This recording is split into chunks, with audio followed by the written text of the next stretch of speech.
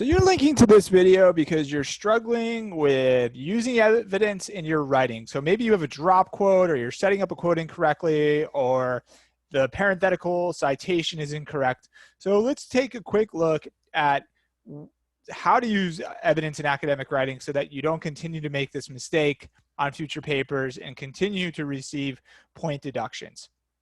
So let's pretend you're making an argument about how maybe social media makes people more antisocial, and you found a quote, because you want to be using quotes from one of our readings or documentaries perhaps to support this argument.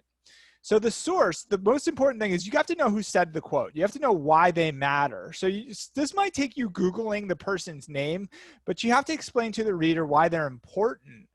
Usually the reading or the documentary will explain why they matter, but this is giving authority to the source so that they're not just some Joe Schmo off the streets who has an idea. You want to know what their qualifications are.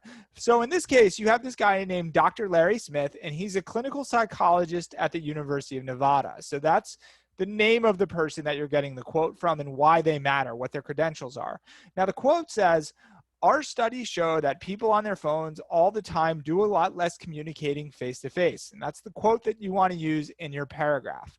Now, the next thing you have to know, beside who says it and their credentials and the actual quote itself, of course, is you need to know where the quote comes from. Is it coming from a reading, from a book, or an essay, or something like that, or a magazine, a newspaper, something like that, or is it coming from a documentary?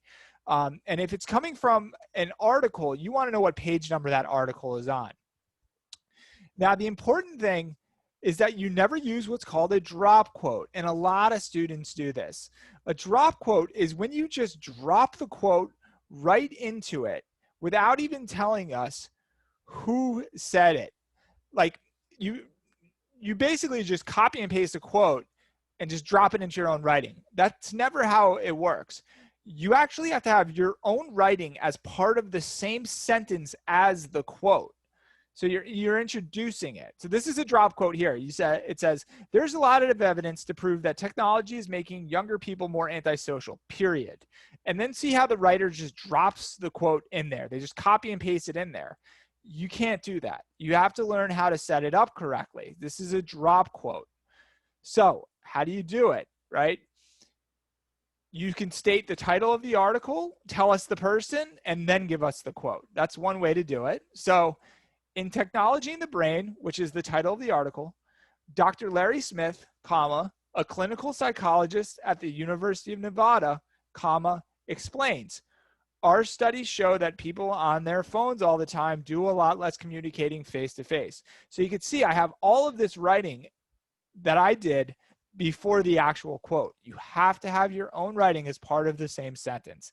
So that's how you avoid a drop quote. This quote's perfect. This is a nice way to set it up. Another thing that you can do when it comes to films is you're going to do it the same way, but instead of putting the author and the page number at the end of the quote, you're going to put the filmmaker's name at the end of the quote. Well, what I want you to notice with both of these quotes too is when you set up the end, the parenthetical citation, that's either the author and the page number, or in this case, the filmmaker's last name. The quote ends, and then you have the parenthetical citation. So quote, parenthetical citation, and then period. You don't want a period here, say at the end of face, and then also another one at the end of the parentheses. You only have it at the end of the parentheses. And the way to remember that is to think of the parenthetical citation as being part of the quote, or as part of the sentence. So here's another example. Todd Oppenheimer, author of The Flickering Mind, explains the following. "My concern with this digital media stuff is it's such short attention span stuff that they get bored. It's what I call instant gratification education. A thought comes to you, you pursue it." End quote. Filmmakers, last name, and then the period. So that is how you do that. Another way that you can do this, and this is really good writing, is that you don't have to necessarily mention the author and give them authority every time you quote them. So if you quoted them once and you already explained why they matter, that this guy's a clinical psychologist or this guy wrote this book. If you're going to quote them again later, especially, you don't need to introduce them every time because that would be redundant, right? So what you're going to do is you're going to embed the quote into your own sentence. So you can actually remove words at the beginning, in the middle, or at the end of a quote and replace it with ellipses. So you don't have to take an entire quote, the entire sentence. You can cut parts out, and then you can kind of fit it like a puzzle piece into your own sentence. So let's take a look at an example. In fact, there have been a number of studies indicating that people on their phones all the time do a lot less communicating face-to-face. And you can see how that's done, right? Like, in fact, there have been a number of studies indicating, and then we have a quote.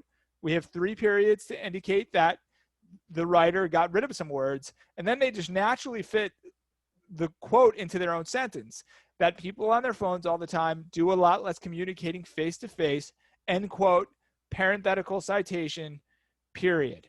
That is really a beautiful way to quote. So that's called embedding it into your own sentence. But the most important thing is that you do not have a drop quote, that you're not just dropping a quote in. You have to tell us why they're important, or you can set it up by embedding it into your own sentence. But you have to have that writing before the quote in the same sentence, and you also have to have a parenthetical citation to tell the reader where you're getting this information from. So in general too, you don't want to overquote. These are just some reminders. Maybe 5 quotations in a 750 word paper is fine. You could have a little bit more, but you don't want to have like 15, right? I would say even like 10 is pushing it. Maybe 7's okay. Quotations never run more than 4 lines of text. So if you're at font size 12 Times New Roman double spaced, you're not going on to 5 lines, you're going on to 4 lines. And remember, you can shorten the quotes and just take the parts you want by adding dots and removing parts. So that's another thing to do. Never use a drop quote. Quotes must always be introduced or embedded into your own sentence.